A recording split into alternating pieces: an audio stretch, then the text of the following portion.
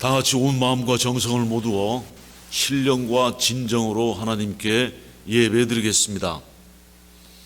찬송가 21장 다 찬양하여라.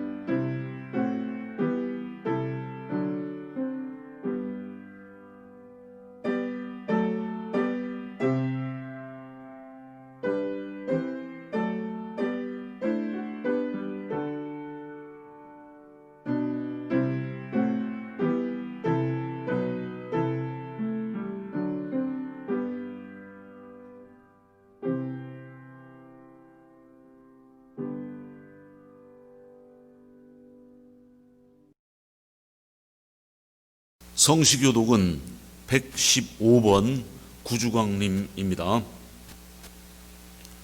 성문으로 나아가라, 나아가라, 백성이 올 길을 닦으라.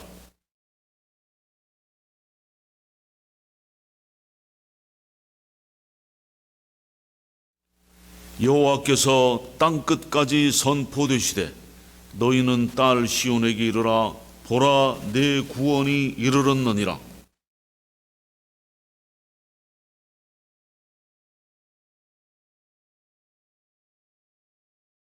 사람들이 너를 일컬어 거룩한 백성이라 여호와께서 구속하신 자라 하겠고,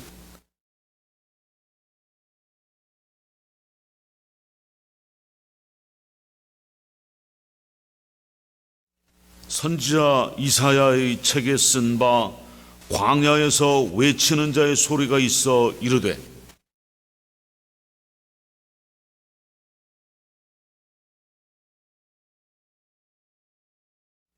모든 골짜기가 메어지고 모든 산과 작은 산이 낮아지고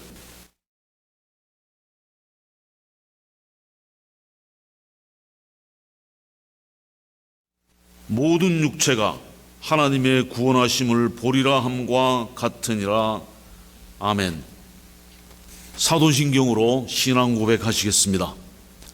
전능하사 천지를 만드신 하나님 아버지를 내가 믿사오며 그 외아들 우리 주 예수 그리스도를 믿사오니 이는 성령으로 잉태하사 동정녀 마리아에게 나시고 본디오 빌라도에게 고난을 받으사 십자가에 못 박혀 죽으시고 장사한 지 사흘 만에 죽은 자 가운데서 다시 살아나시며 하늘에 오르사 전능하신 하나님 우편에 앉아 계시다가 저리로서 산자와 죽은 자를 심판하러 오시리라.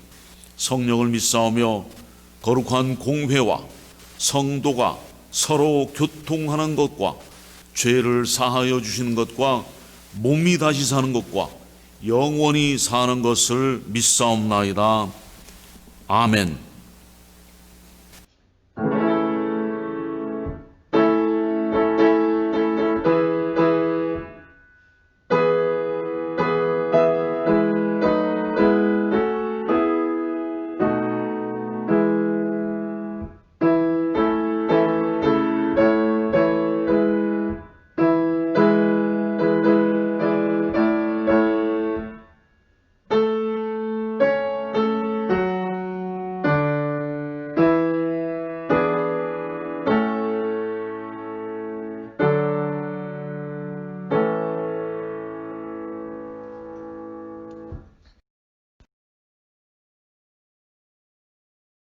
오늘 주신 하나님 말씀은 마태복음 3장 1절부터 12절입니다.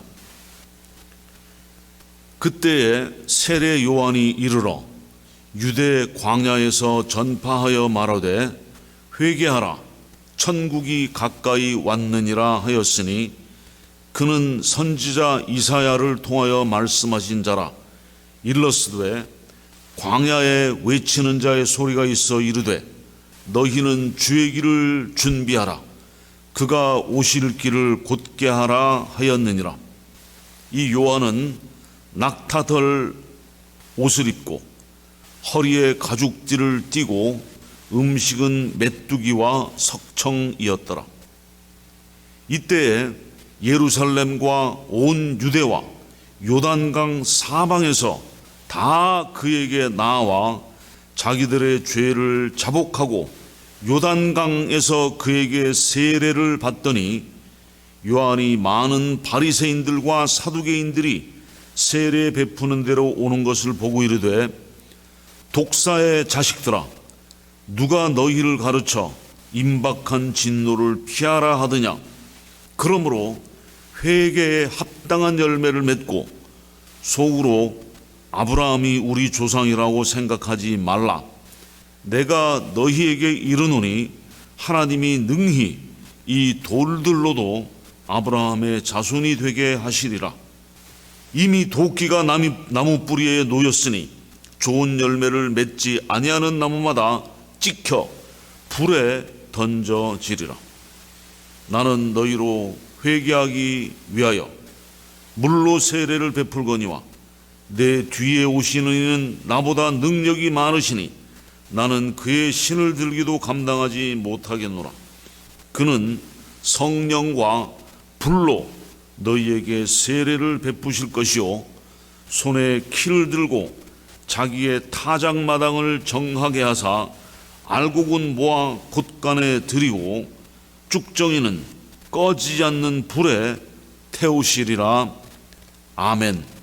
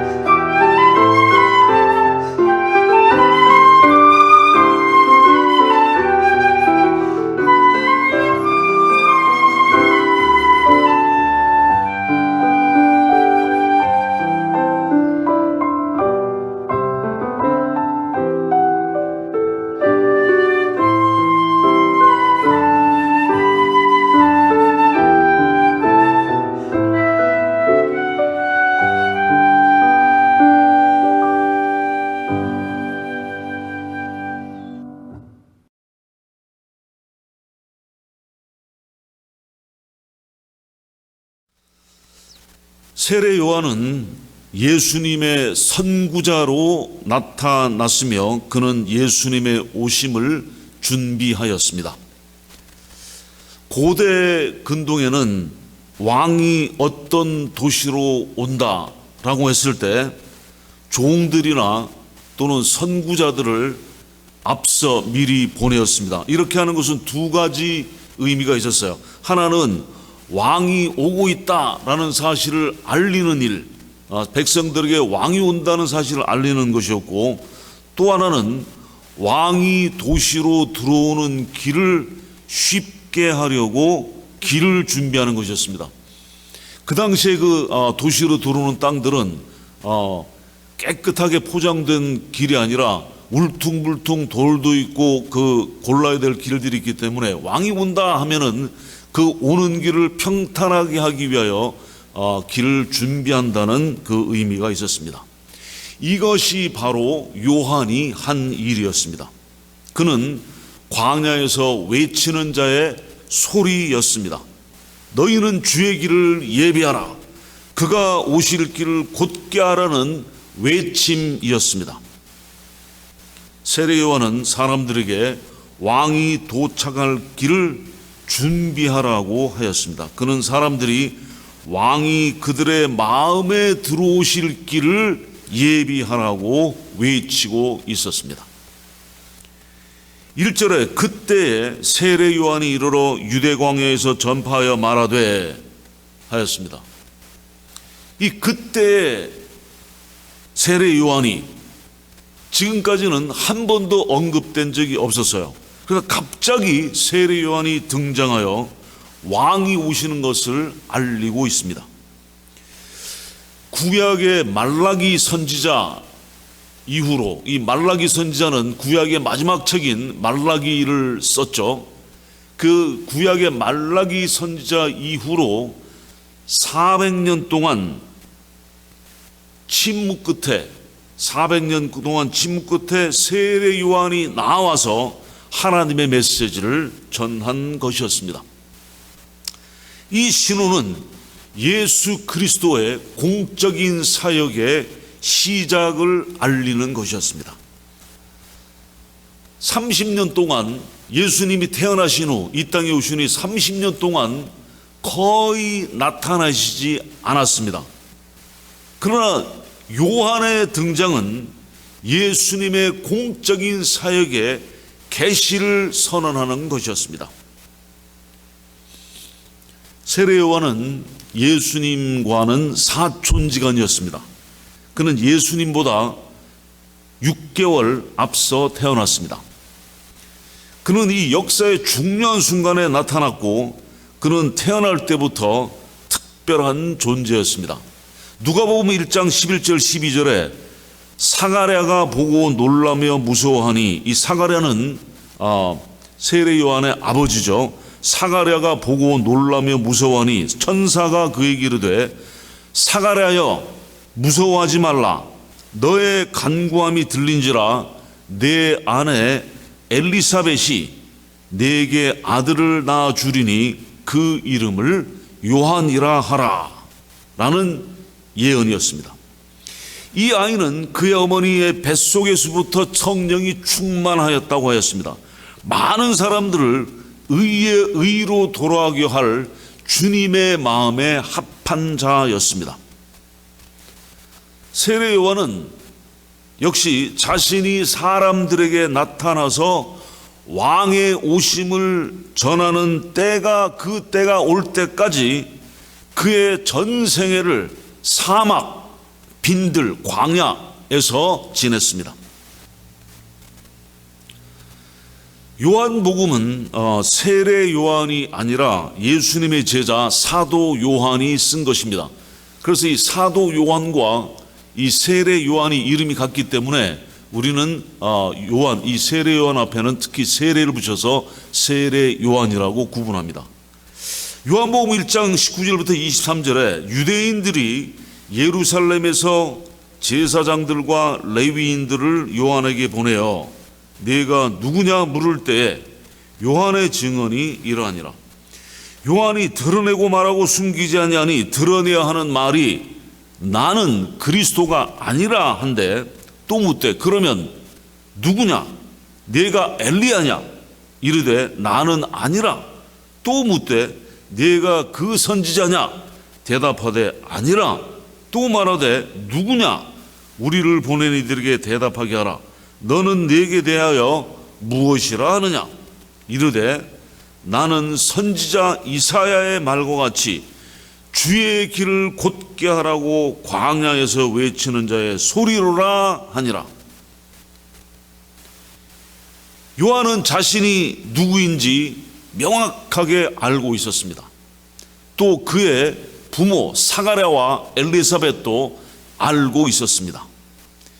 유대인들은 또 메시아 구세주가 오시기에 앞서, 오시기 전에 구세주 이 오심을 알릴 자가 있을 것을 알고 있었습니다. 구약을 통해서.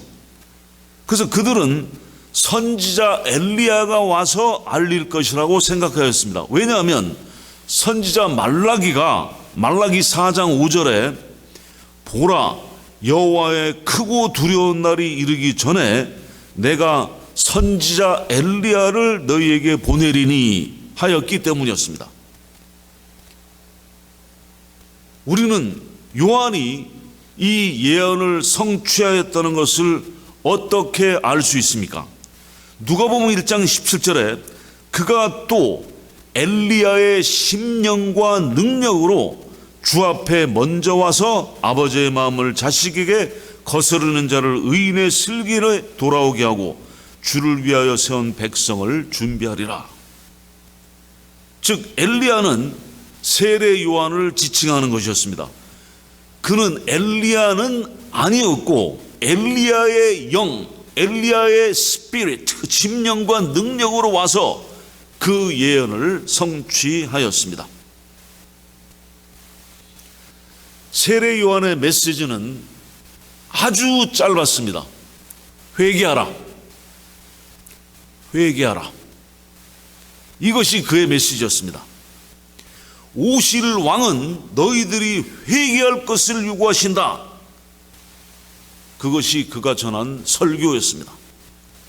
이 메시지는 예수님께서 오셨을 때 설교하신 내용과 동일한 메시지였습니다. 마태복음 4장 17절에 이때부터 예수님께서 비로소 전파하여 이르시되 회개하라 천국이 가까웠느니라 하시더라. 회개의 의미는 돌이킨다는 것입니다. 회심한다는 것입니다. 회개는 삶의 목적과 방향을 바꾼다는 것입니다. 회개는 마음의 뜻과 변화입니다. 사람들이 회개하고 돌아서지 않고서는 결코 왕을 모실 수가 없습니다. 세례 요한은 왕이 오신다고 합니다. 그리고 그가 사람들에게 바라는 한 가지는 전적인 회심입니다. 현재 있는 곳에서 완전히 돌아서라는 것입니다. 그는 단순한 메시지를 전하였습니다. 그의 메시지는 복잡한 신학이 아니었습니다. 세례 요한의 메시지는 자기들이 이미 의롭다고 여기던 유대인들에게는 충격적인 메시지였습니다. 유대인들은 자신들은 죄를 자백하고 회개하고 돌이킬 필요가 없는 존재라고 믿었습니다. 그들은 아마 요한아 무슨 소리냐? 우리는 아브라함이 우리 조상이다. 우리가 아브라함의 자손인 것을 잊었느냐? 어디로 돌이키라는 것이냐? 라고 하였을 것입니다. 그러나 요한은 하나님께서는 이 돌들로도 아브라함의 자손이 되게 하실 수 있다. 아브라함의 자손이라는 것이 큰 일이 아니다. 라고 합니다. 9절에 요한이 속으로 아브라함이 우리 조상이라고 생각하지 말라. 내가 너희에게 이르노니 하나님이 능히 이 돌들로도 아브라함의 자손이 되게 하시리라. 요한은 너희들이 아브라함의 자손이든 아니든 그것은 상관이 없다. 너희들은 다른 모든 이방인들과 같은 배에 타고 있다.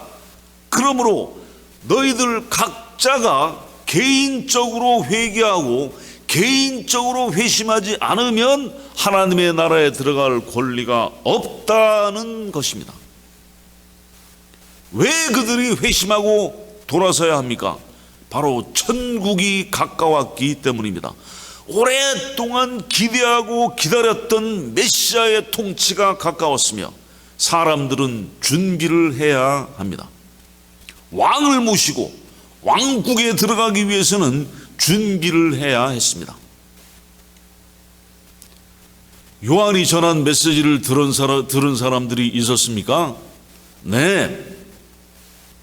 5절에 이때 예루살렘과 온 유대와 요단강 사방에서 다 그에게 나와 동안과 서안과 그 주위의 모든 사람들이 모여들었습니다. 그들은 요단강가에서 죄를 자백하며 요한이 주는 세례를 받고 있었습니다.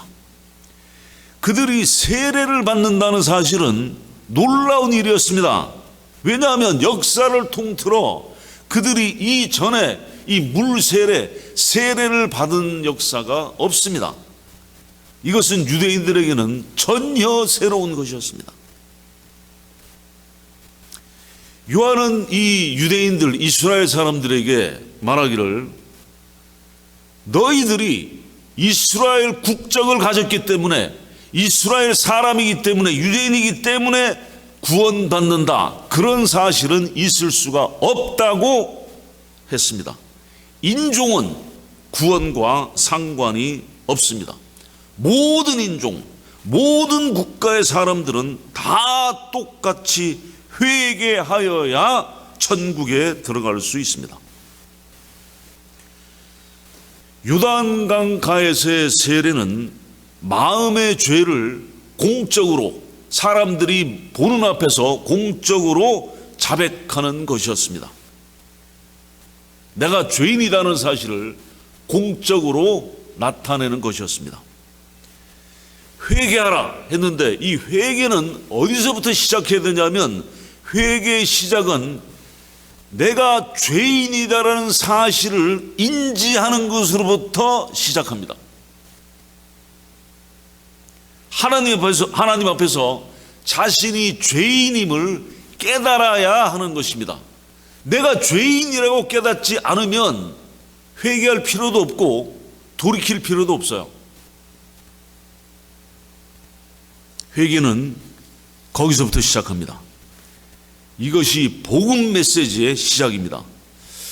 시편 51편은 다윗이 그 자기 부하 우리아를 살해하고 그의 아내 밧세바를 취하고 끔찍한 죄를 범한 후에 하나님께 부르짖는 회개의 시입니다. 그래서 3절에 보면 다윗이 무릇 나는 내 죄과를 아오니 내 죄가 항상 내 앞에 있나이다. 7절 우슬초로 나를 정결하게 하소서 내가 정하리이다. 나의 죄를 씻어주소서 내가 눈보다 희리이다. 11절 나를 주 앞에서 쫓아내지 마시며 주의 성령을 내게서 거두지 마소서. 이 세 구절은 3절, 7절, 11절에 다 보면은 다윗은 내 죄, 내 죄과 내 죄악 이 세 구절은 다 하나님 앞에서 자기의 죄를 인정하는 내용입니다. 하나님 앞에서 자신의 죄를 깨닫고 죄를 인정하는 것이 회개의 시작입니다. 시편 51편 1절 2절을 다시 보면 하나님이여 주의 인자를 따라 내게 은혜를 베푸시며 주의 많은 긍휼을 따라 내 죄악을 지워주소서. 내 죄악을 맑게 씻으시며 나의 죄를 깨끗이 제하소서. 여기서 다윗은 자신이 죄를 범한 사실을 인정하고 있습니다. 그래서 10절에는 하나님이여 내 속에 정한 마음을 창조하시고 내 안에 정직한 영을 새롭게 하소서. Create in me a clean heart, O God, and renew a right spirit within me. 유명한 찬송도 있죠. 그는 자신의 죄악 가운데에서 마음의 비통함으로 하나님께 부르짖고 있습니다. 진정한 회개는 거룩하신 하나님께로 향하는 깊은 통회함이 따릅니다. 그리고 참 회개는 그 회개에 합당한 열매를 맺습니다. 회개에 합당한 열매를 맺어야 참 회개입니다. 요한복음 15장 5절 6절에서 예수님께서 말씀하시기를 나는 포도나무요 너희는 가지라. 그가 내 안에 내가 그 안에 거하면 사람들이 열매를 많이 맺나니 나를 떠나서는 너희가 아무것도 할 수 없습니다. 사람이 내 안에 거하지 아니하면 가지처럼 밖에 버려져 마르나니 사람들이 그것을 모아다가 불에 던져 사르느니라. 여러분이 참으로 회개했다면 여러분은 알곡이며 예수님이 다시 오실 때 이 알곡을 곳간에 두시리라 했습니다. 곳간에 모아지게 됩니다. 본문 11절입니다. 나는 너희로 회개하기 위하여 물로 세례를 베풀거니와 내 뒤에 오시는 이는 나보다 능력이 많으시니 나는 그의 신을 들기도 감당치 못하겠노라. 그는 성령과 불로 너희에게 세례를 베푸실 것이요. 요한의 세례는 그 다음에 오시는 이를 위하여 사람들이 준비하게 하는 것이었습니다. 요한 자신보다 훨씬 높으시고 능력이 크신 분이 오신다는 것입니다. 그는 불과 성령으로 세례를 주신다고 하였습니다. 우리는 여기서 세 가지 세례를 보게 됩니다. 하나는 요한의 세례, 물세례, 요한의 세례이고 또 하나는 성령의 세례이며 또 마지막 하나는 불세례, 불의 세례입니다. 요한의 세례는 앞서 보았거니와 오실 그리스도를 예비하는 것이었습니다. 그러므로 이것은 믿는 자의 세례가 아니었습니다. 사도행전 19장 4절에 바울이 이르되 요한이 회개의 세례를 베풀며 백성에게 말하되 내 뒤에 오시는 이를 믿으라 했으니 이는 곧 예수님이라 하거늘. 예수님께서는 성령으로 세례를 주십니다. 요한복음 16장 7절에 예수님께서 말씀하시기를 그러나 내가 너희에게 실상을 말하노니 내가 떠나가는 것이 너희에게 유익이라. 내가 떠나가지 아니하면 보혜사가 너희에게로, 보혜사, comforter, helper, 성령입니다. 보혜사가 너희에게로 오시지 아니할 것이요 가면 내가 그를 너희에게로 보내리니 하고 약속하셨습니다. 이 약속하신 성령님께서 오순절에 오셔서 믿는 자들에게 세례를 주셨습니다. 이것이 예수님께서 니고데모에게 말씀하신 물과 성령으로 거듭나야 한다는 의미였습니다. 또 예수님은 불로 세례를 주신다고 하셨습니다. 우리가 이 불세례 하면은 오순절을 떠올리기가 쉽습니다. 그러나 오순절에 불이 임한 것이 아닙니다. 사도행전 2장 3절을 자세히 보기 바랍니다. 마치 불의 혀처럼 갈라지는 것들이 그들에게 보여 각 사람 위에 하나씩 임하여 있더니, 여기서 불이라 그랬습니까? 마치 불의 혀처럼 보이는 것들, 생김새가 마치 불의 혀처럼 갈라지는 것들이었지 불이 아니었습니다. 그래서 이 불세례가 오순절에 성령 세례 임하실 때 임한 세례다라고 하는 것은 아닙니다. 그렇다면 불세례는 뭐냐? 무엇을 의미하느냐? 이 불은 하나님의 심판을 의미합니다. 성령 세례 받는 것, 성령으로 세례를 받는 것은 믿는 자들이 받는 것이요, 불세례, 불의 세례를 받는 것은 불신자, 믿지 않는 사람들이 받는 세례입니다. 회개치 않는 불신자들입니다. 이것을 다시 한번 잘 이해하려면 본문 10절, 12절, 12절의 문맥을 보아야 합니다. 10절에 이미 도끼가 나무 뿌리에 놓였으니 좋은 열매를 맺지 아니하는 나무보다 찍혀 어디에 던져진다고요? 찍혀서 불에 던져지리라. 그리고 11절입니다. 그는 성령과 불로 너희에게 세례를 베풀 것이요. 12절, 손에 키를 들고 자기의 타작마당을 정하게 하사 알곡은 모아 곳간에 들이고 쭉정이는 꺼지지 않는 어디에? 불에 태우시리라. 세 구절 다 불로 문장을 마치며 각 절에 언급된 불은 동일한 의미의 불입니다. 즉 심판의 불입니다. 그러나 성령으로 세례를 베푸실 구세주가 오신다는 이 놀라운 위안의 메시지가 있습니다. 그래서 세례 요한은 회개하라, 회개에 합당한 열매를 맺으라고 합니다. 이제 어느 것을 선택할지는 여러분과 저에게 있습니다. 아무도 나를 대신해서 선택해 줄 수는 없습니다. 스스로 선택하여야 합니다. 존 버년이 쓴 철로역정이란 책에 이 대목이 나옵니다. 갑자기 소리가 들리기를 그대의 죄를 버리고 천국으로 갈 것이냐, 갈 테요, 아니면 그대의 죄를 안고 지옥으로 갈 테요. 오늘날 모든 인간이 답해야 할 질문입니다. 기도하시겠습니다.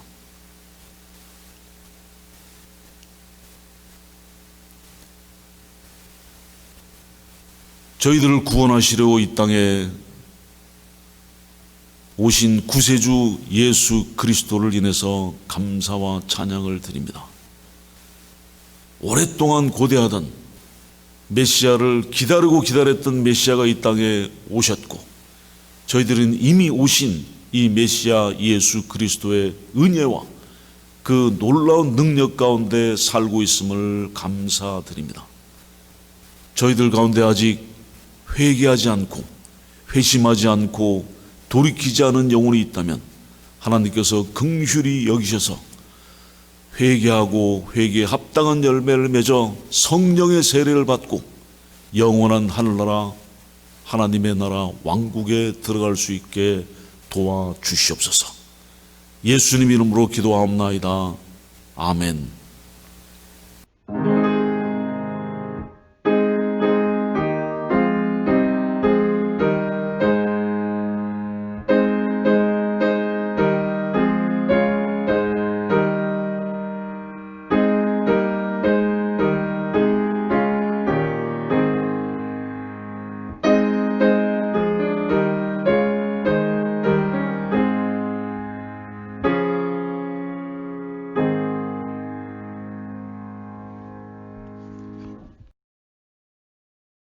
알리는 말씀입니다. 프레즈노 한인 연합감리교회 우리 교회의 영적인 부흥과 성장을 위해서 계속해서 기도합시다. 코로나 바이러스 전염병 사태를 속히 진정시켜 주시도록 기도합시다. 오늘의 묵상으로 하루를 시작합시다. 이제 이번 주는 다음 주는 이제 요한복음의 그 마지막입니다. 약 100회, 약이 아니고 정확하게 100회 동안 우리가 요한복음을 오늘의 묵상으로 아침을 열었습니다. 요 다음 책은, 다음 성경은 로마서로 하겠습니다. 오늘 11시에 찬양 1속 줌 미팅이 있습니다. 그리고 다음 주는 사랑 2속입니다. 이제는 우리 주 예수 그리스도의 은혜와 하나님 아버지의 놀라우신 사랑과 또한 저희들을 감화 감동 임재하시고 세례를 베푸시는 성령님의 놀라우신 인도와 능력이 오늘 예배를 드리고 하나님 앞에 회개하고 회개 합당한 열매를 맺는 우리 모두에게 영원토록 함께 하시기를 간절히 축원하옵나이다. 아멘.